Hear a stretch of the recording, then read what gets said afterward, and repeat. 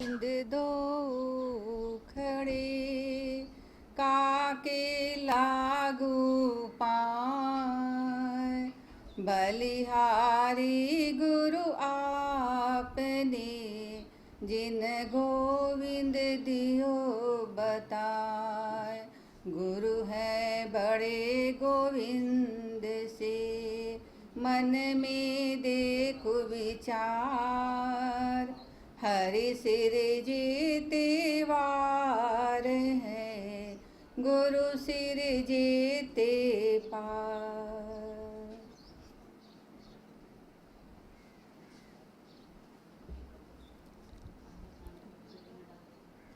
सर्वप्रथम सदगुरु माँ के चरण कमलों में बारंबार बंदगी, परम पूज्य सरकार प्रभु जी के चरण कमलों में बारंबार बंदगी, सतलोकवासी गुरु माता एवं पिता के चरण कमलों में भी बारंबार बंदगी। आज गुरु माँ के पावन जन्मोत्सव का पूर्व संध्या वेला है। हम लोग गुरु माँ के बारे में बहुत कुछ श्रवण कर रहे हैं, फिर भी सदगुरु माँ के दिव्य गुणों का बखान नहीं किया जा सकता। जो साक्षात परमात्मा है, जो असीम है, उसे ससीम जीव से कहना संभव नहीं। हम लोग जो कुछ भी जानकारी रखें, उसमें भी बहुत कुछ बातों को हम लोग व्यक्त कर पाते हैं। और गुरु माँ कहते हैं कि हमारे जीवन की ऐसी बहुत सारी घटनाएं हैं जो पर्दे के पीछे है। गुरु माँ जिनके हृदय में भक्ति की गंगा बहते रहती है, वैराग की प्रचंड ज्वाला जिनके हृदय में हमेशा धधकती रहती है, ज्ञान की अजस्त्र धारा से जिनका हृदय हमेशा अपालावित रहता है, ऐसे सदगुरु माँ के बारे में कहना संभव नहीं है।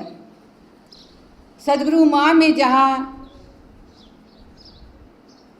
हिमालय से भी अडिग अपने पथ पर रहने की दृढ़ता है, तो ध्यान समाधि में निरंतरता, वाणी अनुशासन में, वाणी में तेजस्विता और मधुरता है, तो कि कुशल शिक्षक की तरह अनुशासन में कठोरता भी है। हृदय में कोमलता है, शत्रुओं के प्रति क्षमावान है, तो निंदकों के प्रति दयावान भी है। भक्तों के लिए भगवान है, तो युवा पीढ़ी के लिए को चरित्र के प्रति निष्ठावान बनने की भी प्रेरणा देते हैं। आज हम लोग इसमें श्रवण करेंगे कि गुरु माँ की दृष्टि में भगवान से बढ़कर क्या है। आए दिन हम लोग गुरु माँ का सत्संग श्रवण करते हैं। जब गुरु माँ को बचपन की अवस्था से ही देखते हैं, तो गुरु माँ में भगवान के प्रति अथोर भक्ति भाव देखा जाता है, अथोर श्रद्धा देखी जाती है। फिर भी गुरु माँ बोलते हैं कि भगवान से भी बढ़कर क्या है। जो नित्य प्रतिदिन गुरु माँ का सत्संग श्रवण करते हैं, वे जान गए होंगे कि भगवान से बढ़कर क्या है। जिसे हमेशा गुरु माँ अपने उपदेश में कहते हैं, पहली बात गुरु माँ की दृष्टि में भगवान से बढ़कर है हमारा चरित्र। दूसरी बात भगवान से बढ़कर है हमारा देश। और तीसरी बात भगवान से बढ़कर है सद्गुरु।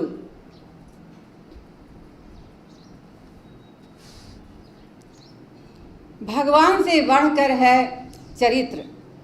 गुरु माँ हमेशा अपने उपदेशों में कहा करते हैं कि भगवान से बढ़कर भी है अपना चरित्र। चरित्र निष्ठा के समान कुछ भी नहीं, भगवान से भी बड़े हैं। गुरु माँ के एक भजन में है, उनके लिए मैं शील को अछून रखूंगी, वस्तु उनकी उन्हें सौंप रहूंगी। अगर अपने चरित्र को खोकर भी भगवान मिले, गुरु माँ कहते हैं, तो भगवान को कहेंगे, भगवान आपको अपना वैकुंठ, धन्यवाद, आप अपने वैकुंठ में निवास कीजिए, मुझे आप और आपका वैकुंठ नहीं चाहिए, हमें हमारा चरित्र ही प्यारा है, मुझे आप और आपका वैकुंठ नहीं चाहिए। जब गुरु माँ ने निश्चय कर लिया कि हमें संन्यास जीवन ही व्यतीत करना है, और गुरु माँ का संकल्प पत्थर की लकीर थी, उनमें अजीब की दृढ़ता थी। जब गुरु माँ ने यह संकल्प किया तो सद्गुरु सरकार प्रभु और गुरु माँ में कभी इस बात को लेकर तर्क भी हो जाया करता। सरकार प्रभु की यह इच्छा थी या उनकी लीला थी कि वे हमेशा ही गृहस्थ आश्रम की ही बात कहते गुरु माँ से, और गुरु माँ हमेशा संन्यास आश्रम के बारे में ही कहते। एक बार उन्होंने कहा, जब सरकार प्रभु ने कहा कि आप गृहस्थ आश्रम को स्वीकार कीजिए, तो गुरु माँ ने तर्क करते हुए कहा कि यदि ईश्वर भी आकर कह दें कि ये जीवन आपके लिए सही है, तो उसको भी अनसुना कर दिया जाएगा। इतना अधिक गुरु में वैराग था। गुरु माँ ने कहा कि यदि दोनों में एक को चुनना हो और ईश्वर कह दे कि आप लौकिक जीवन जिए, वरना मैं नाराज हो जाऊंगा, तो वहाँ पर भी गुरु माँ ईश्वर की नाराज़गी बर्दाश्त कर सकते हैं। बड़ी बड़ी चीज़, मोक्ष, कल्याण, वैकुंठ, सब चीज़ को त्यागने के लिए तैयार हैं। बस गुरु माँ को अपना सर्वोपरि संन्यास भरा जीवन ही प्रिय था। गुरु माँ अपने बचपन के बारे में बतलाते हैं, किस प्रकार से उनमें चरित्र निष्ठा थी, और आज के बच्चे लोग भी गुरु माँ की इस घटना को सुनकर बहुत कुछ उससे प्रेरणा ले सकते हैं। एक बार गुरु माँ बताएं कि जब ट्रेन में यात्रा किया जाता था, तो उसके पूर्व ही एक सप्ताह तक जिस कमरे में गुरु माँ का निवास रहता, तो अन्य जगह तो वे सभी पोछा झाड़ू लग जाता, पर वे खिड़की पर धूल को जमा होने दे देते थे, और जब एक सप्ताह बीत जाता, उसमें काफ़ी धूल जमा हो जाता और ट्रेन से यात्रा करने का समय आता, तो अपने चेहरे पर, हाथों में उसी तरह वे चपोत लगा लेते जिस तरह से पाउडर को लगा दिया जाता है। किस लिए? इसलिए कि गुरु माँ पर किसी की कुदृष्टि ना पड़े, कुत्सित दृष्टि ना पड़े। एक बार की बात, जब गुरु माँ गर्ल्स हाई स्कूल में पढ़ा करते थे, तो किसी विषय पर लेख लिखने को था और उस पर भाषण भी देना था। बहुत से छात्राओं ने उस विषय पर लेख लिखा, गुरु माँ ने भी उस विषय पर लेख लिखा। शिक्षिका को गुरु माँ का लेख बहुत ही पसंद आया और उन्होंने भाषण देने के लिए उन्हें प्रेरित किया।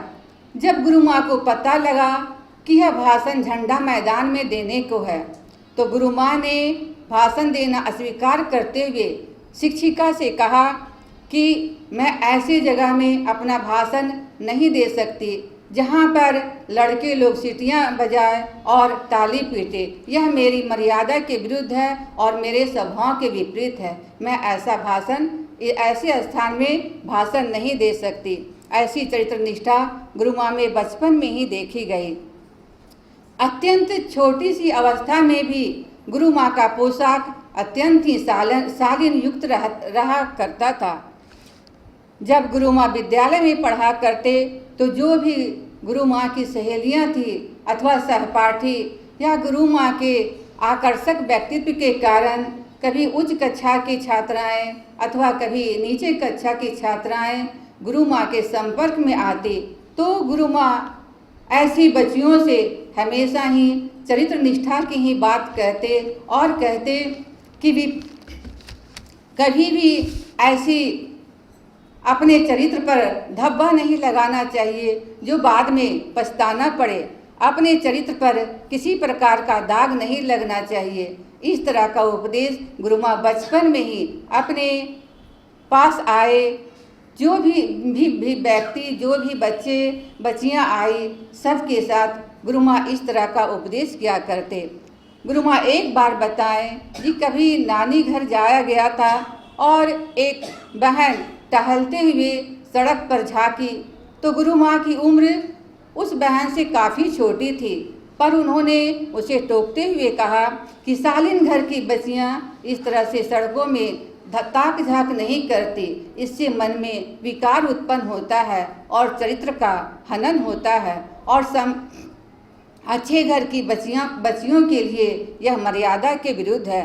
गुरु माँ को आज अपनी खोती हुई भारतीय संस्कृति पर भी बहुत ही दुख होता है और आज फैशन के नाम पर, पश्चिमी सभ्यता के नाम पर जो वस्त्र हैं, रहन सहन है, जो हमारी संस्कृति और सभ्यता को कलुषित करती है और भारतीय संस्कृति को, युवा पीढ़ी को पतन के गर्त की ओर धकेलती है। ऐसे में भी गुरु माँ का आए दिन उपदेश होता रहता है और ऐसे युवा वर्ग को गुरु माँ हमेशा ही चेताते रहते हैं। अभी 4-5 दिन पहले ही गुरु माँ बता रहे थे कि केवल शरीर से ही चरित्र पर धब्बा नहीं लगता। अगर हम किसी को भी विकार की दृष्टि से देखते हैं तो वह उससे भी चरित्र का हनन होता है। हम किसी से विकार की दृष्टि से एकांत में बात करते हों तो उससे भी चरित्र का हनन होता है। और अगर हमारी दृष्टि किसी विपरीत शरीर को आधुनिकता के नाम पर उससे दोस्ती करते हों और हमारे अंदर विकार उत्पन्न होता है तो भी हमारा चरित्र का हनन होता है। गुरु माँ केवल बच्चों के लिए नहीं बल्कि जो अंधश्रद्धालु बहनें हमारी हैं, जिसे आगे पीछे ऊंच नीच का कुछ विचार नहीं रहता, ऐसे भी बहनों पर को गुरु माँ हमेशा ही चेताते रहते हैं कि हमेशा ही सावधान करते रहते हैं कि ऐसे कुछ कुगुरुआ लोग होते हैं जो अपने आप को कृष्ण कहते हैं और श्रद्धालु बहनों को, अंधभक्ति वाले बहनों को गोपिका कहते हैं और उसे झांसा देना चाहते हैं। तो गुरु माँ ऐसी बहनों को भी, अनश्रद्धालु बहनों को भी हमेशा सावधान करते हैं और कहते हैं कि ऐसे कुगुरुआ का तो तत्काल ही, अविलंब ही उसका त्याग करना चाहिए, क्योंकि चरित्र भगवान से भी बढ़कर है। साथ में गुरु माँ को बचपन से ही फूहड़ हंसी मजाक से बेहद नफरत था और आज भी इस तरह की बातें अपने उपदेश में गुरु माँ कहा करते हैं। दूसरा है भगवान से बढ़कर हमारा देश। गुरु माँ के हृदय में अपने देश के प्रति असीम भक्ति है।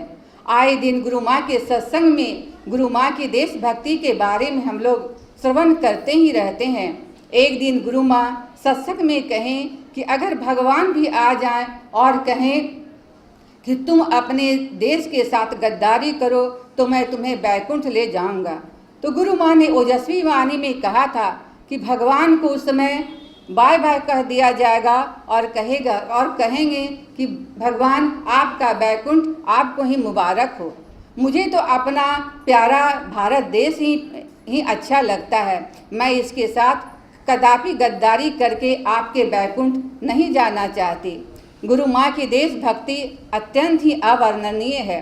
15 अगस्त के दिन अपनी वेदना को प्रकट करते हुए गुरु माँ ने कहा कि आज करते करते हमारे भारत देश का विशाल भूभाग अत्यंत ही छोटा हो गया है। यह कितने दर्द की बात है। गुरु माँ ने कहा कि रात्रि में यह विचार करते करते एकदम मन वेदना से भर गया। अभी भी भारतवासियों को जाति पाति वर्ण व्यवस्था को भूलकर एकजुट होना चाहिए ताकि कोई भी देश का दुश्मन हमारे देश की ओर बुरी नीयत से नहीं देखे। साथ में गुरु माँ ने कहा कि अगर कोई भी भारत का विद्रोही, भारत का दुश्मन हमारे देश को बुरी नज़र से देखता है, कोई भारत का, अपने देश का गद्दार हमारे देश को बुरी नज़र से देखता हो, तो हम में इतनी ताकत होनी चाहिए कि उसके आँख को निकाल कर उसके हाथ में रख देना चाहिए। और अगर उसका हाथ हमारे देश की ओर बढ़ता है तो हमारे बाजुओं में इतनी ताकत होनी चाहिए कि उसके बाजुओं को काट डालना चाहिए, काट डालने की ताकत हो। ऐसा गुरु माँ के वाणी में हम लोग देशभक्ति के बारे में सुनते हैं। भारत के बारे में गुरु माँ उसकी महिमा का बखान करते हुए कहते हैं कि महापुरुषों के मामले में हमारा देश अत्यंत ही धनी है। एक दिन गुरु माँ ने भारतवर्ष की गौरव गाथा की चर्चा करते हुए कहा कि इंग्लैंड और अमेरिका में कोई महापुरुष हुए ही नहीं। एक ईसा मसीह हुए जो इजराइल में हुए थे, एक पैगंबर मुहम्मद हुए जो भी इजराइल में हुए, और इजराइल पहले भारत का ही एक भूभाग था। थोथा चना बाजे घना वाली कहावत है। और हमारा देश, हमारा भारत ईसा और पैगंबर की तरह न जाने कितने महापुरुषों को जन्म दे चुका है। कबीर, नानक, श्री राम, श्री कृष्ण, रामकृष्ण परमहंस, स्वामी विवेकानंद इत्यादि भारत के सपूत हैं जो भारत भूमि में पैदा हुए।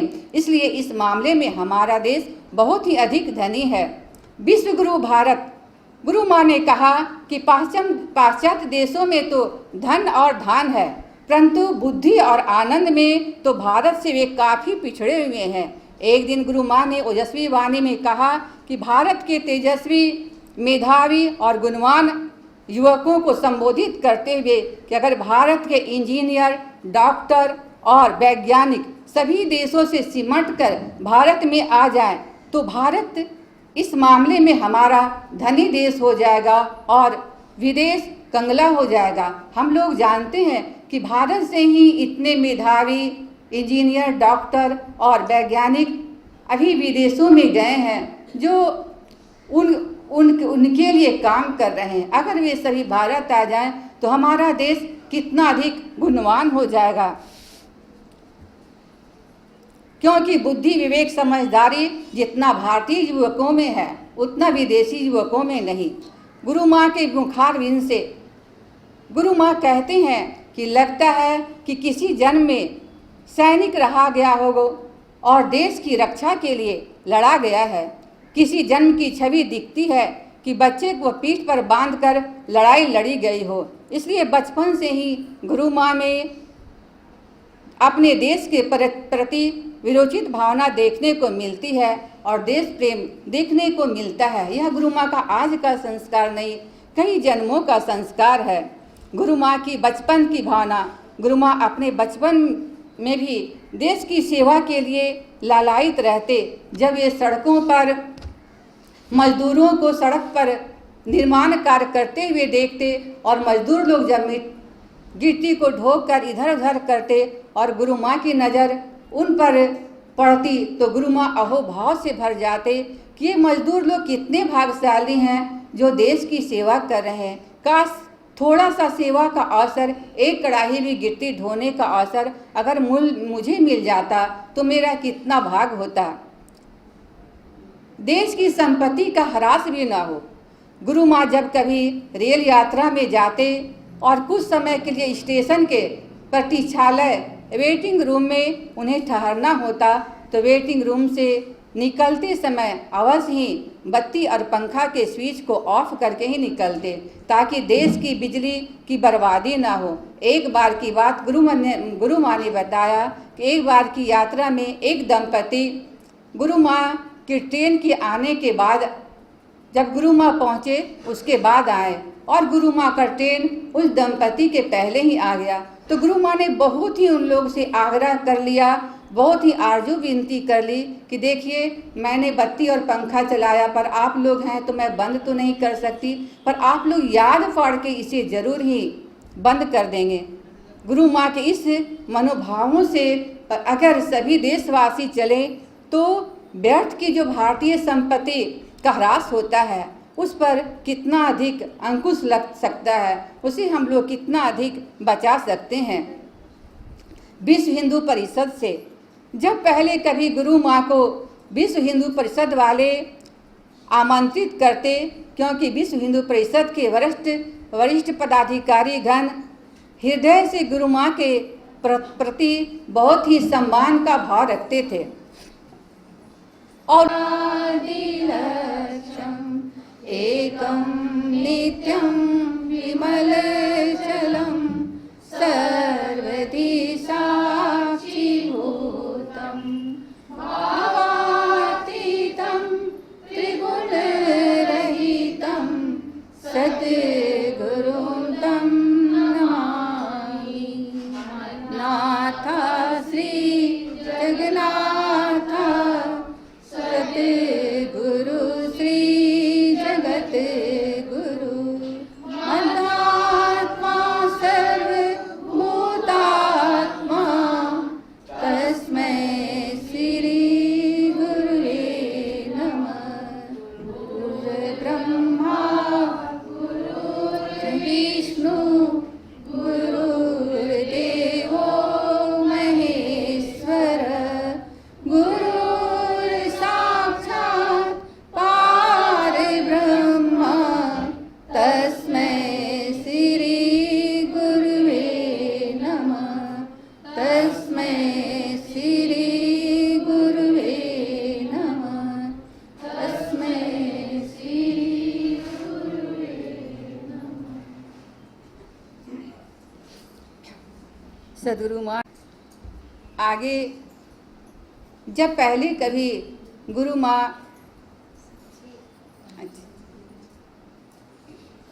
माँ को विश्व हिंदू परिषद वाले आमंत्रित करते, क्योंकि विश्व हिंदू परिषद के जो भी पदाधिकारी गण वे हृदय से गुरु माँ के प्रति बहुत ही सम्मान की भावना रखते और उन्हें एक दिव्य देवी के रूप में मानते। अभी हम लोगों ने अनीता बहन के द्वारा भी श्रवण किया कि किस तरह से मोहन भागवत जी गुरु माँ की तीसरी आँख की बार बार याचना करते हैं और उसे मंगवाते हैं।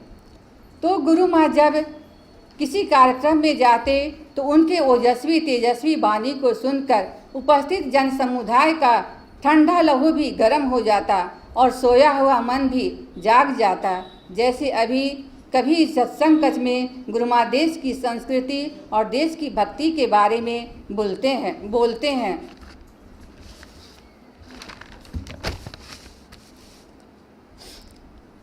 देवघर 1993 विश्व हिंदू परिषद के एक कार्यक्रम का उद्धरण जो मुझे बहुत ही अच्छा लगा, इसे मैं आप लोगों के सामने प्रस्तुत कर रही हूँ। उसमें गुरु माँ ने कहा कि जागो हिंदुओं जागो, अन्याय को मत सहो। बाबरी मस्जिद उस समय टूटा था और उसका बहुत ही ज़ोर शोर उस समय चल रहा था। तो उन्होंने वहाँ के जो सपूत लोग थे उन लोगों को संबोधित करते हुए कहा था कि 50 साल से यहाँ पर राम जी की पूजा होती है आ रही है और वहाँ पर मस्जिद था ही नहीं।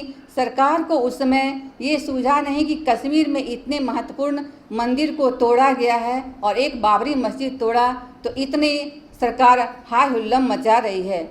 गुरु माँ ने सबको संबोधित करते हुए कहा था कि आप लोग जागे हुए नहीं हो, इसलिए आप लोगों को सब कुछ सताता है। इसलिए संत आपको जगाते हैं, अपने ईश्वर अपने आराध्य को थोड़ी देर के लिए भूलकर आपके बीच आते हैं आपको जगाने के लिए। अब जाग जाओ, भगवान श्री कृष्ण की तरह बन जाओ, लौकुश की तरह बन जाओ, शिवाजी महाराणा प्रताप वैरागी बंदा और गुरु गोविंद सिंह की तरह बन जाओ। अब जो खून ठंडा पड़ गया है उसमें उष्मा आने दो, कोई आपको सता ना पाए, कोई आपकी ओर आँख उठा ना पाए। इस तरह की विरोचित भावना से सारा पंडाल गूंज उठता। गुरु माँ ने ओजस्वी वाणी में कहा था कि भारत के एक मजदूर में जो सुख और शांति है वह विदेशों के संपूर्ण में नहीं है, वह विदेशों के करोड़पतियों में भी नहीं है। और इसलिए भगवान से प्रार्थना करें कि जब भी कभी हमें जन्म लेना पड़े तो हम भारत का मजदूर बनाकर भी हमें भारत में ही जन्म दे, पर विदेशों का करोड़पति बनाकर नहीं। भगवान से बढ़कर हैं गुरु। गुरु ईश्वर से भी बढ़कर क्यों है? तो गुरु माँ ने एक दिन बताया है कि गुरु से जो हमने ज्ञान पाया उसे बताया नहीं जा सकता।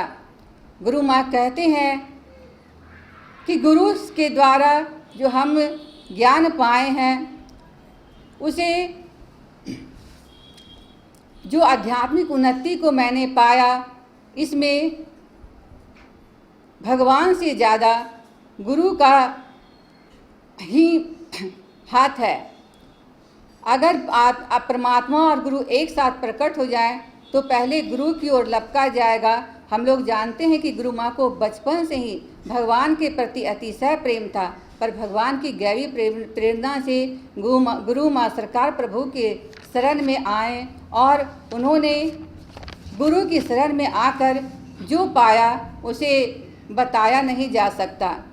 अब मैं कुछ पॉइंट को कि परमात्मा से बढ़कर गुरु हैं, क्योंकि और भी बहुत सारे लोग हैं, मैं इसे सूत्र रूप में आप लोगों के समक्ष रखूंगी, क्योंकि हम लोग प्रातःकाल भी हम लोगों ने श्रवण किया कि परमात्मा से बढ़कर गुरु कैसे हैं। गुरु हमारे लिए मोक्ष से, अगर परमात्मा सृष्टि का निर्माण करता है तो गुरु हमारे लिए मोक्ष का निर्माण करते हैं। दूसरा है शांति और आनंद का स्रोत एकमात्र गुरु। गोविंद के तो 4 भुजाएं हैं और गुरु के मात्र 2 भुजाएं हैं, पर जो गोविंद नहीं कर सकते वो गुरु करते हैं। गुरु हमें तो समृद्धि भी दे देते हैं और संपत्ति भी दे देते हैं, सुख भी दे देते हैं, पर हमें आनंद और शांति नहीं दे सकते। वो तो शांति और आनंद तो एकमात्र गुरु ही दे सकते हैं, क्योंकि गुरु के 2 हाथ हैं, उनमें एक में शांति है और दूसरा में आनंद है। हम परमात्मा के साथ सुख और समृद्धि पाएं तो ऐसा नहीं हो सकता कि हम हर एक परिस्थिति में शांति और आनंद में गोता लगाते रहें, पर जब हम गुरु की शरणागति को पार करते हैं, पास आते हैं, उनकी शरणागति को प्राप्त करते हैं, तो हमारे पास भले ही सुख और समृद्धि न हो, पर गुरु माँ के उपदेश, गुरु की वाणी, उनकी सानिध्यता, उनके उपदेश, उनके उपदेशों पर चलने से जो शांति और आनंद मिलता है वह परमात्मा हमें नहीं दे सकते। एक है कि हम परमात्मा की प्रत्यक्ष सेवा करना चाहें तो वह प्रत्यक्ष सेवा हम उनकी नहीं कर सकते हैं, पर सद्गुरु की सेवा के द्वारा परमात्मा की सेवा हो जाती है। गुरु माँ हमेशा ही एक उदाहरण दिया करते हैं कि जिस प्रकार से गर्भवती स्त्री का गर्भस्थ शिशु की अगर हम सेवा करना चाहें, तो अगर हम गर्भस्थ स्त्री की सेवा करते हैं तो हमें गर्भस्थ शिशु की भी सेवा का फल मिल जाता है। हमें अलग से उस शिशु की सेवा नहीं करना पड़ता। उसी प्रकार ब्रह्मनिष्ठ सद्गुरु के हृदय में हमेशा ही परमात्मा का हर पल वास होता है। जब हम ब्रह्मज्ञानी गुरु की जो भी सेवा करते हैं, उनके मंतव्य के अनुसार जो भी हम द्रव्य लगाते हैं अथवा शरीर से जो सेवा करते हैं या मन से भी उनके अनुसार चलते हैं, तो साक्षात परमात्मा की सेवा ही हो जाती है। सद्गुरु चलते फिरते ब्रह्म है, साकार ब्रह्म है, जिसे हम लोग समझ नहीं पाते। इतना कहकर मैं अपनी वाणी को यहीं विराम देती हूँ। प्रेम से बोलिए सद्गुरु माँ की, प्रेम से बोलिए सद्गुरु माँ की।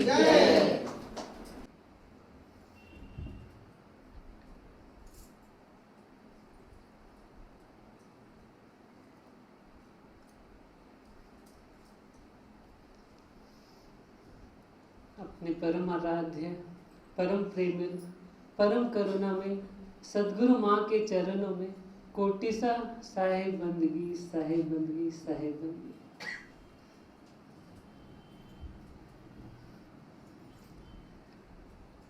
आज हम सबों का बहुत बड़ा सौभाग्य है कि एक तो सद्गुरु माँ का जन्म दिवस, इस धराधाम पर आविर्भाव महोत्सव हम लोग यहाँ मना रहे हैं, और साथ में हम लोग साक्षात सद्गुरु माँ के सानिध्य में बैठे हुए हैं।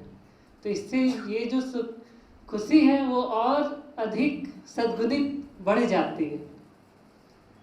हम सभी कितने अधिक भाग्यशाली हैं, गर्व होता है, हम लोगों को होना भी चाहिए, क्योंकि हम सब गुरु माँ के बच्चे हैं और उन दिव्य गुरु माँ का आविर्भाव महोत्सव हम लोग मनाने आए हैं। तो स्वतः ही खुशी से हृदय बल्ले बल्ले करे, इसमें कोई शक नहीं है।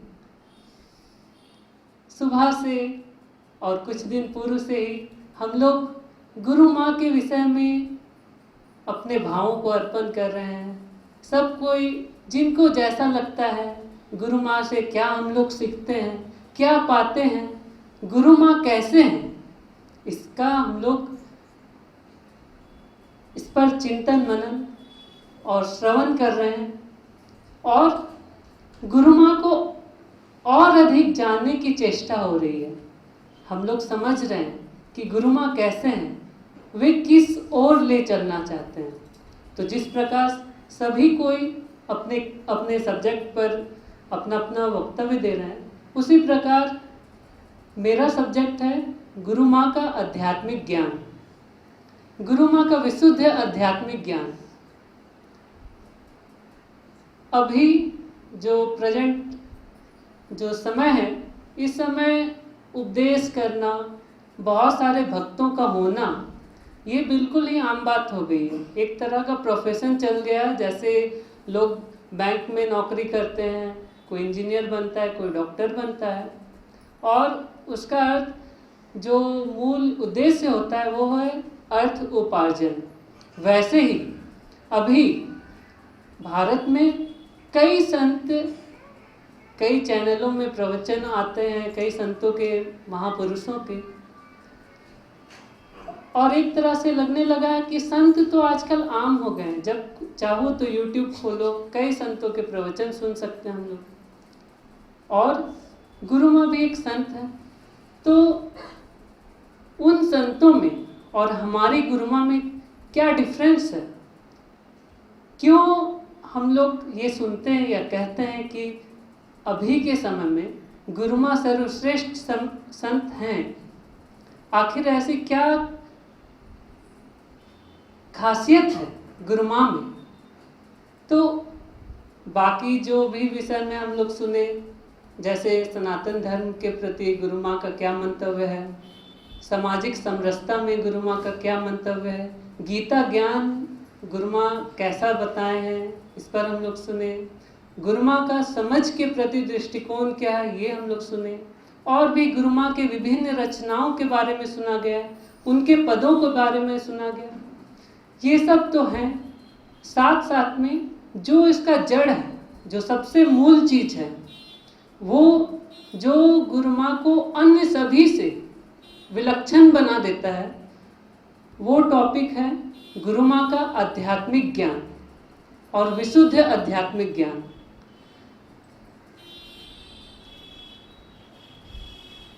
जो भी उपदेश हम लोग सुनते हैं गुरु माँ से, उसमें एक पैसा भी ऐसा नहीं होता है कि वह स्वार्थ के लिए कहा जा रहा है, या ऐसा हो कि इसको सुनकर हमारे भक्त बढ़ते जाएं, बहुत सारे लोग हमारी पूजा करें या हमें एक दिव्य संत माने। ऐसा बिल्कुल भी नहीं है। गुरु माँ के ज्ञान को अगर कोई एकदम निष्पक्ष होकर जाने कि गुरु माँ का मंतव्य क्या है, तो निश्चित रूप से यह कहा जा सकता है कि वो गुरु माँ का दीवाना हुए बिना नहीं रह सकता। इसके कई कई उदाहरण हैं। कई लोग हमेशा फ़ोन करते हैं गुरु माँ के बारे में। अभी हाल में एक व्यक्ति ने फ़ोन किया और उन्होंने बताया कि वो गुरु माँ की एक पुस्तक कहीं से उन्हें मिली, और आज कई वर्षों बाद, लगभग 12-15 वर्ष बाद, आज उन्होंने 2-4 पन्ना खोलकर उस पुस्तक का पढ़ा, और ऐसा हो गया कि पढ़ते पढ़ते पढ़ते इतना आनंद में डूब गए कि अब उससे उबरने का इच्छा ही नहीं हो रहा है। अब वो फ़ोन करें कि गुरु माँ कहाँ है, कैसे आना है गिरिडीह, मैं उनके दर्शन करना चाहता हूँ। इतने श्रेष्ठ संत इतने सौभाग्यशाली हूँ मैं मुझे कैसे उनकी पुस्तक मिली और आज तक मैंने कभी उनकी पुस्तक को पढ़ के नहीं देखा, और आज मैं वो पुस्तक पढ़ा तो हृदय गदगद हो गया, क्योंकि इतने दिनों से मैं कई जगह भटका, कई संतों के उपदेश को सुना, कई जगह सत्संग में गया, परंतु ये चीज कहीं भी नहीं मिला। वे जो व्यक्ति जिन्होंने फोन किया वो एकदम भाव से व्याकुल, श्रद्धा से पूर्ण बोले कि मुझे गुरु माँ के शरण में आना है, मुझे उनसे दीक्षा लेनी, क्या वो मुझे स्वीकार करेंगे, क्या वो मेरे गुरुदेव बनेंगे, क्या वो मुझे दीक्षा देंगे, क्या करना होगा, कैसे आना होगा, आप कृपा कर मुझे बताइए, आप इनकी जो भी पुस्तक हैं वो मुझे भेज दीजिए, और जो इनकी लिखी हुई पुस्तक है वो मुझे भेज दीजिए। तो उनको फिर व्हाट्सएप से जोड़ा गया और पुस्तक सब मंगाई, और उन्होंने कहा कि उस पुस्तक का नाम था आनंद सागर, जो कि सदगुरु कबीर साहब द्वारा रचित और शबद प्रकरण में गुरु माँ के उपदेश का एक खंड है। उस पुस्तक को पढ़कर वे इतने भावविभल हो गए। ऐसे कई लोग हमेशा फोन करते रहते हैं, कभी महाराष्ट्र से, कभी गुजरात से, क्योंकि जो गुरु माँ उपदेश करते हैं, जो उनकी पुस्तक, जो उनकी रचनाएं हैं उनके पुस्तकों में है, वो एकदम खाटी सोना है। अन्य जगह आज जहाँ व्यापार चल रहा है, धर्म के नाम पर हम लोग जाते हैं, लोग मंदिर में पूजा करते हैं, कोई संत के दरबार में भी जा रहा है तो ये अगरबत्ती दिखाओ या ये बाह्य आडंबर करो, और बस धर्म के नाम पर स्वार्थ की पूजा की जा रही है। लोग अपनी इच्छाओं की पूर्ति के लिए कहीं कहीं चले जाते हैं, अक्सर कभी कभी यहाँ भी लोग आ जाते हैं किन्हीं अन्य जगह से जुड़े हुए जो कि भ्रामक है, और कहते हैं कि अमुक संत ने कहा कि उनसे जुड़ने पर कैंसर रोग तक ठीक हो जाता है, इसलिए मैं उनसे जुड़ गया। जब उनसे आध्यात्मिक बात कही गई और उनको बताया गया कि गुरु माँ का आध्यात्मिक ज्ञान क्या है, वे क्या कहते हैं, और अमुक संत जिनसे आप जुड़ रहे हैं वो क्या कहते हैं, ज़्यादा वैज्ञानिक कौन है, ज़्यादा सटीक, और किनका समझ बिल्कुल ही विवेकपूर्ण है, तो वो मत्सक हो जाते हैं कि ओह, इतने दिव्य संत हमारे इतने नज़दीक, और आज तक हम उनका मोल नहीं समझे, आज तक हम उनके उपदेशों को नहीं सुने। तो सबसे महत्वपूर्ण चीज है गुरु माँ का विशुद्ध आध्यात्मिक ज्ञान। गुरु माँ किस अध्यात्म का उपदेश किए, आज से 30 साल 20 साल जब से गुरु माँ का उपदेश शुरू हुआ, इतने लोग आ रहे हैं, और वो उपदेश जो इन दिनों हम लोगों को भी सौभाग्य मिला है, गुरु माँ की पुस्तक अध्यात्म का रहस्य, इस पर पढ़ने का और इसको पढ़कर स्वाध्याय के साथ सबके साथ इसको बांटने का, इसको शेयर करने का, तो पढ़ के जब इसको स्वाध्याय के लिए भी पढ़ा जाता है तो हृदय गदगद हो जाता है। हे प्रभु, आप कितने दयालु हैं जो हम सबों को गुरु माँ की शरण में भेज दिए। ऐसा अनमोल रत्न ये खोज कर हम लोगों को मुक्त हस्त बांट दिए। कभी हम लोग उधर ध्यान देंगे तो हम लोग अपने आप को इतने अधिक मालामाल पाएंगे, जितने अधिक मालामाल तो शायद अंबानी या बिल गेट्स कोई होंगे भी कि नहीं, इसका कुछ नहीं, क्योंकि वो जो धन, उनके पास जो धन है वो सबका सब नश्वर है। एक दिन हमारा चाहे कितना भी अधिक बैंक बैलेंस हो जाए, सब कुछ एक दिन छोड़ के चला जाना है।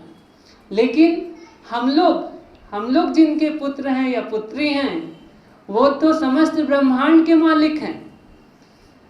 उनके समान दूसरा तो कोई हो ही नहीं सकता, निश्चित तौर पे यह कहा जा सकता है। वे हम लोगों को माला माल कर देने के लिए आध्यात्मिक ज्ञान, और जिसमें वो समझ मुक्त हस्त लुटाते रहते हैं। अब हम लोगों को बस उनके साथ जाना है, उनके उपदेशों को चलना है, उनको मानना है, और अपने जीवन को धन्य धन्य बनाना है। गुरु माँ का आध्यात्मिक ज्ञान कैसा है, ये तो हम लोग आए दिन जो ज्ञान सूत्र आता है व्हाट्सएप में, साहेब बंदगी ग्रुप में, उसको पढ़कर ही हम लोग समझ सकते हैं कि गुरु माँ का आध्यात्मिक ज्ञान कैसा है, वे किस ओर हम लोगों को ले जाना चाहते हैं। क्या गुरु माँ के जो भी उपदेश करते हैं उसमें थोड़ा सा भी मिलावट है? जैसे बहुत सारे ग्रंथों के बारे में हम लोग सुने हैं, जानते भी हैं कि उसमें छेपक रूप से कुछ मिल गया है। जैसे मनुस्मृति बहुत ही दिव्य ग्रंथ है, लेकिन आज अगर हम लोग आंख बंद करके विवेकहीन होकर उसको पढ़ें तो शायद धर्म के नाम पर अधर्म की पूजा करने लग जाएंगे। परंतु गुरु माँ सबको, सब कुछ को, जो भी हमारे सनातन धर्म के शास्त्र हुए हैं, वेद हो, उपनिषद हो, श्रीमद् भगवत गीता हो, और भी जो संत वाणी है, सबको एकदम फिल्टर करके जो जो सार चीज है वो सब हम लोगों को बांटते हैं। उस सार को हम लोग पा रहे हैं। ये वैसे ही है जो गुरु माँ एक दिन उपदेश में कहे थे कि कैसा होगा अगर हम लोग अभी कंगाल हैं और जो भी आर्थिक स्थिति हो हमारी है, और अगर मुकेश अंबानी या धीरू भाई अंबानी, जो भी अंबानी लोग फैमिली है, वो लोग हम लोगों को अपना मानस पुत्र बना ले, तो हम लोगों को क्या माला माल होने में समय लगेगा? एकदम नहीं। वैसे ही जिस ज्ञान को गुरु माँ जन्मों जन्म की साधना, कठिन साधना, तपस्या और अनेक जन्म के योगी, ये तो हम लोग निश्चित रूप से जान सकते हैं। जो गुरु माँ दिखते हैं वे उतने ही नहीं, ये तो हम लोग हमेशा से अनुभव करते हैं, सुनते हैं और जानते हैं। जो वो हैं वे दिख नहीं रहे हैं, और जो दिख रहे हैं वे हैं नहीं। तो जो जन्मों जन्म से संग्रहित जो दौलत है गुरु माँ की, वे सब कुछ, सबका सब हम लोगों पर निछावर करते रहते हैं। इस चीज को जानो। जैसे कल या परसों के ही उपदेश को लिया जाए, कितना अधिक वैज्ञानिक तथ्य था जिसमें गुरु माँ ये सिद्ध कर दी कि ईश्वर या भक्ति जर्रे जर्रे में व्याप्त है। वो आकर्षण परमात्मा का ही रूप है, गुरुत्वाकर्षण परमात्मा का ही रूप है, और अणु से अणु, छोटे से छोटे चीज में गुरुत्वाकर्षण है, और बड़े से बड़े चीज, ग्रह नक्षत्र ब्रह्मांड भी गुरुत्वाकर्षण के कारण ही चल रहा है, और वो गुरुत्वाकर्षण ईश्वर का ही रूप है। हमारे भीतर भी आकर्षण है, हम उस आकर्षण को बाहर संसार में जोड़कर रखे हुए हैं, और उसी आकर्षण को अगर हम लोग भीतर परमात्मा की ओर ले चले तो हम लोग माला माल हो जाएंगे। ये ज्ञान, इसमें ये है विशुद्ध आध्यात्मिक ज्ञान जो एकदम स्पष्ट है। हम लोग स्वयं देख सकते हैं कि हमारा आकर्षण किधर है, और साथ साथ में ऐसा नहीं है कि गुरु माँ बहुत हाई लेवल का ज्ञान बता दिए, उपदेश कर दिए और निश्चिंत हो गए। ऐसे नहीं है, एकदम बिल्कुल भी नहीं। क्योंकि हम लोग जो आते हैं सभी लोग सामान्य गृहस्थ हैं, सबको अपने अपने कर्तव्य और जिम्मेवारियां हैं। उस पर से गुरु माँ एकदम सरल और अधिक सरल उस उपदेश को बना देते हैं। इस रूप में उस आध्यात्मिक ज्ञान को ढाल सकते हैं जिसको कि कोई भी जन समान या 9 साल का बच्चा या उससे छोटा भी बच्चा उसको पचा सकता है और समझ सकता है कि क्या है आध्यात्मिक ज्ञान, किसके लिए हमारा जन्म हुआ है, क्यों हम लोग बार बार मरने के बाद फिर से किसी शरीर में को प्राप्त हो जाते हैं। तो इसके लिए गुरु माँ क्या बताते हैं?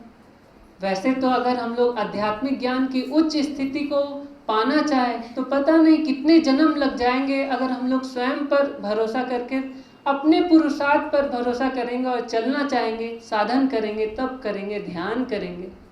लेकिन गुरु माँ उससे बहुत ही शॉर्टकट उपाय हम लोगों को बता देते हैं। आज हम लोग इतने व्यस्त जीवन में रहते हैं और उस शॉर्टकट उपाय को पा करके हम लोग चाहें तो परमानंद की प्राप्ति कर सकते हैं। और वो शॉर्टकट उपाय है सद्गुरु के प्रति लगाव, सद्गुरु के प्रति विशेष प्रेम। जिस प्रेम, अतिशय प्रेम के बारे में गुरु माँ बताए थे, उनका हो जाना, तन मन वचन कर्म सब कुछ उनके रंग में रंग जाए, ये है सबसे शॉर्टकट उपाय।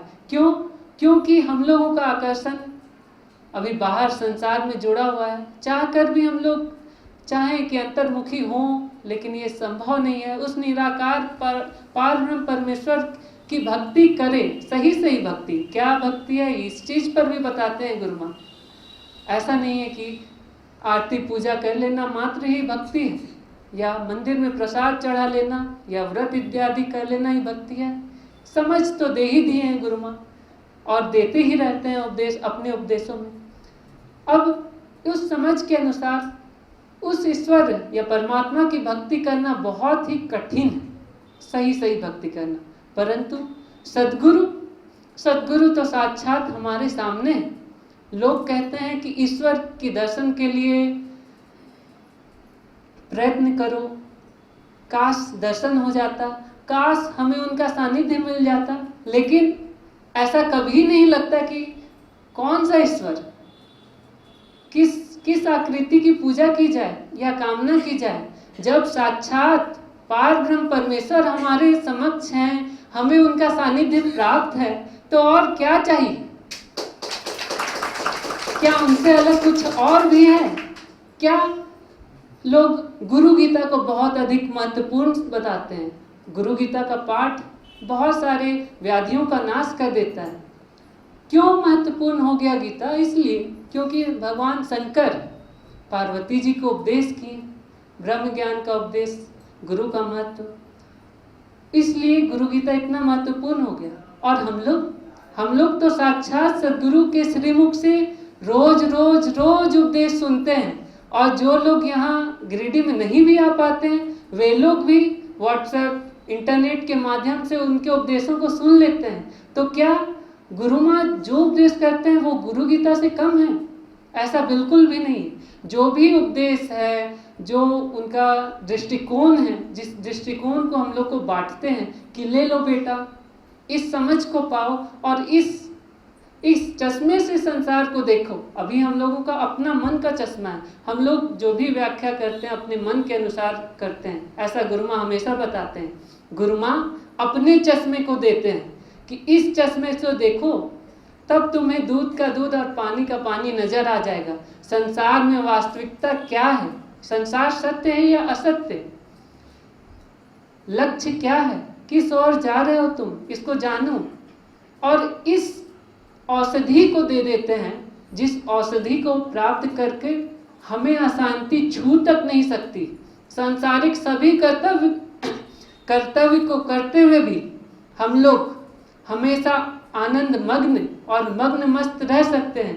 वो सब के सब उपाय और अनेकों उपाय, ऐसा नहीं है कि इस गुरु माँ इतना अधिक ऑप्शन देते हैं कि जाना तो वही है, प्रसन्नता बनाए रखना, ठीक है। ये नहीं पसंद है तो मन को ऐसे वश करो, मन से ऊपर नहीं उठना है, भक्ति का मन से ऊपर इस मार्ग से नहीं उठ पा रहे हो तो लो भक्ति के मार्ग को जानो।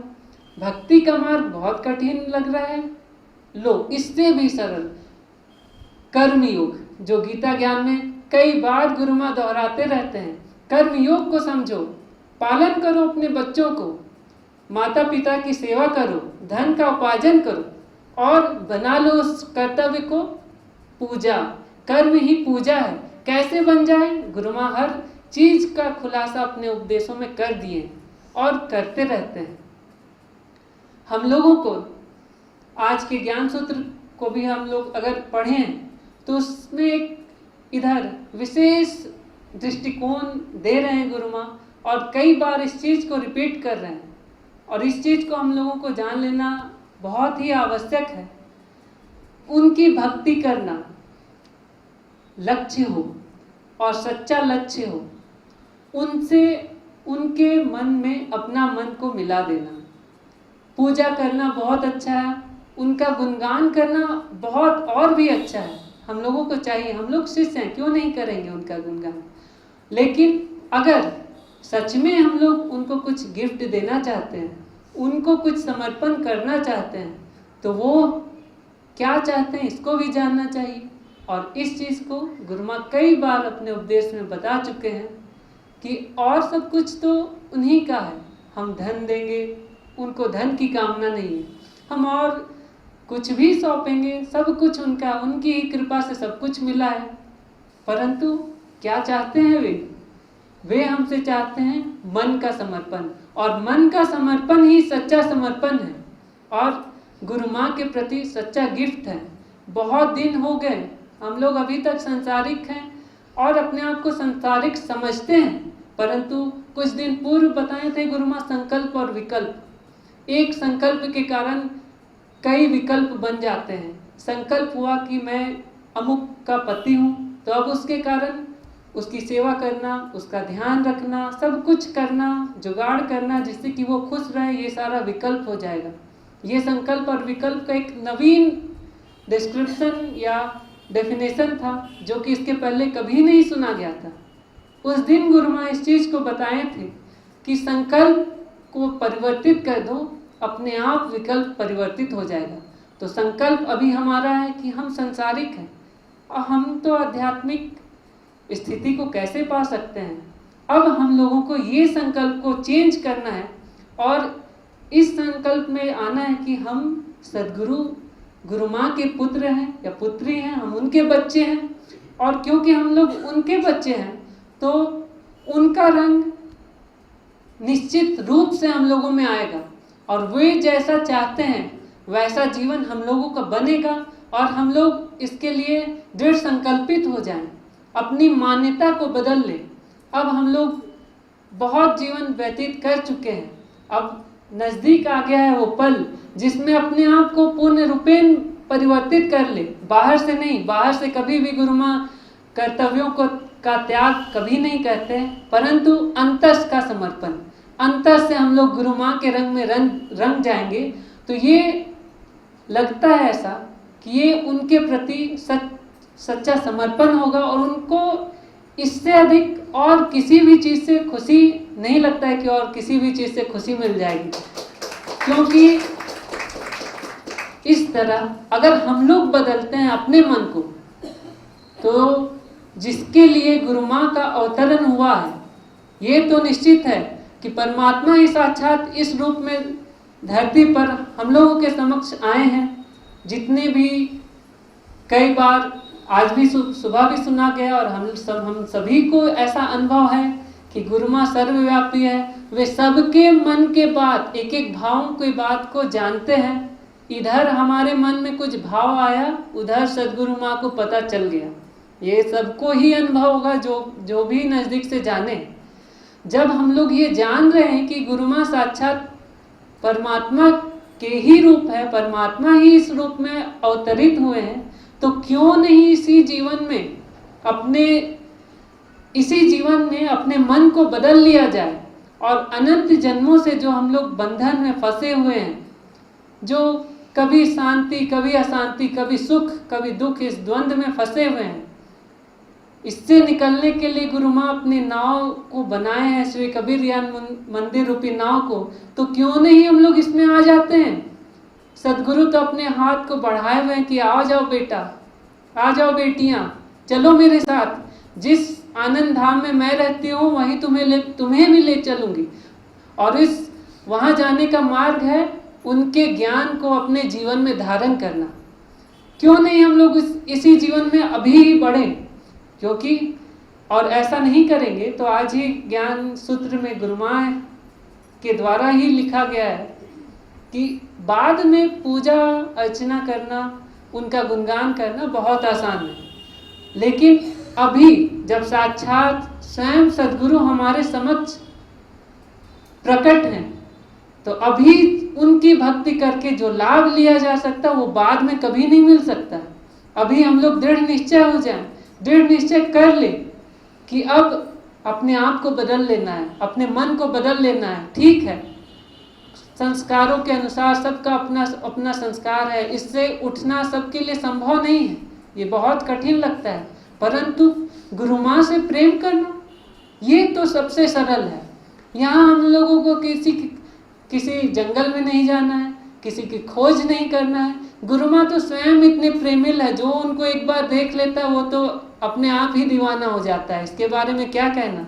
तो अब जितना प्रेम हम लोग करते हैं और अभी तक किए हैं गुरु माँ से, उसमें और अधिक वृद्धि करें, उनसे अगर याचना करें तो उनके लिए याचना करें। लोग आते हैं यहाँ अपने अधिकांश लोग अपने लिए याचना करते हैं कि हमारा ये विपत्ति है, ये दूर हो जाए, ये कष्ट आ गया, ये रोग हो गया है, हे गुरु माँ ये दूर कर दीजिए। ऐसा प्रार्थना हम सब भी करते हैं। क्यों? हम लोग जब उनके सामने आए तो क्यों नहीं हम लोग उनके लिए प्रार्थना करते, हे गुरु माँ आप कैसे हैं, आप स्वस्थ रहें, आपको कोई परेशानी तो नहीं है, हम आपके अनुकूल बनेंगे गुरु माँ, आप निश्चिंत रहिए। हम क्यों नहीं ये आश्वासन देते हैं? निश्चित रूप से इससे गुरु माँ को प्रसन्नता मिलेगी।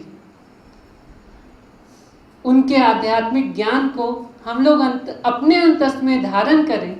और गुरु माँ एक दिन इस चीज़ को भी कहना जरूर चाहूँगा मैं, एक दिन गुरु माँ ये प्रश्न किए थे कि अगर ऐसा हो कि बताओ दीपक, अगर ऐसा हो कि किसी सुनसान जगह पर क्या होगा? तो इसके लिए हम सब जो भी गुरु माँ से सत्संग सुनते हैं उसके महत्व को समझें। उसके जैसा कीमती और कुछ भी नहीं है।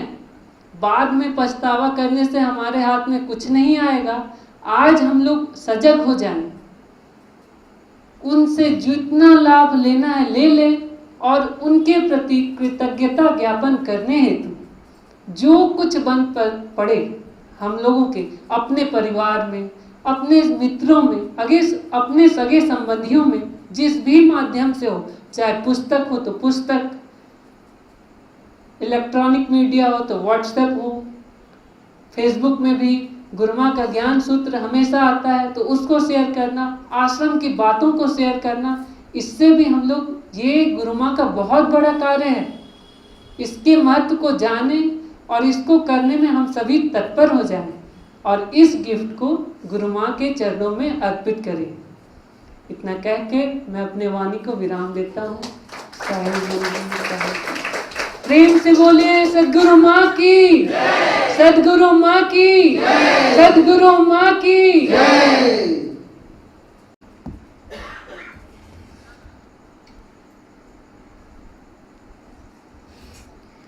अखंड मंडलाकारं व्याप्तं येन चराचरं तत्पदं दर्शितं येन तस्मै श्री गुरुवे नमः, तस्मै श्री गुरुवे नमः, तस्मै श्री गुरुवे नमः।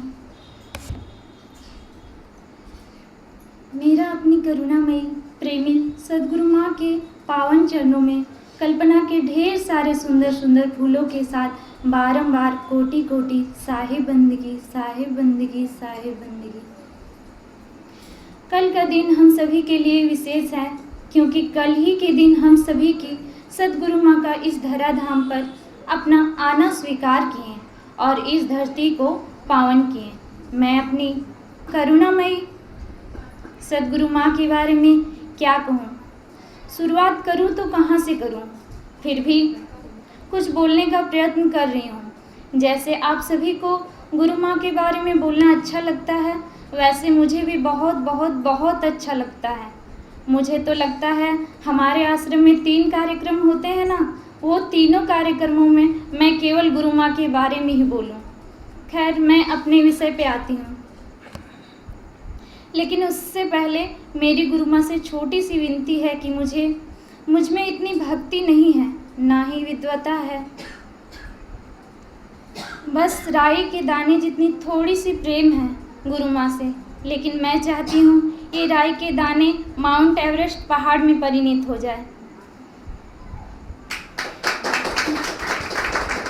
क्योंकि गुरु माँ ही एक बार बोले थे, जहाँ चाह वहाँ राह। मुझे कुछ सही से लिखना आता है ना बोलना, फिर भी अपनी टूटी फूटी वाणी में अपनी प्यारी सी गुरु माँ के बारे में बोल रही हूँ।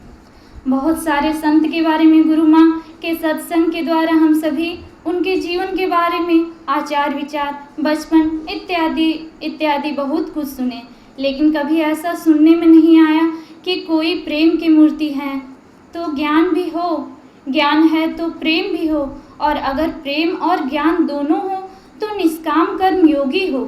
निष्काम कर्म योगी हैं तो सहज योगी हो ही, ऐसा कभी नहीं सुनी। परंतु जब मैं अपनी गुरु माँ को देखती हूँ तो लगता है सब कुछ मेरी गुरु माँ में समाहित होकर एकाकार हो प्रकट हो रहा है। एक साथ वे प्रेम, ज्ञान, योग, निष्काम कर्म सबके साक्षात प्रतिमूर्ति हैं। ये हमारे पास गुरु माँ का सत्संग बहुत बड़ा उदाहरण है। अभी कुछ महीने पहले प्रातःकालीन सत्संग में व्यवहारिक ज्ञान से लेकर आध्यात्मिक ज्ञान, ऐसा लग रहा था कि ज्ञान की आंधी चल रही हो। इतनी ज्ञान की बातें कि मुझे लगने लगा कुछ है, जो कुछ है सो ज्ञान। ज्ञान के आगे सब कुछ फीका। हर पल होश में रहो, विवेक से काम लो, हम आत्मा हैं, शरीर नहीं। इस तरह के अनेक ज्ञान की बहुत सारी बातें। उसके बाद गुरु माँ निष्काम कर्म योग पे जब सत्संग में बोले तो फिर लगा निष्काम कर्म ही सब कुछ है।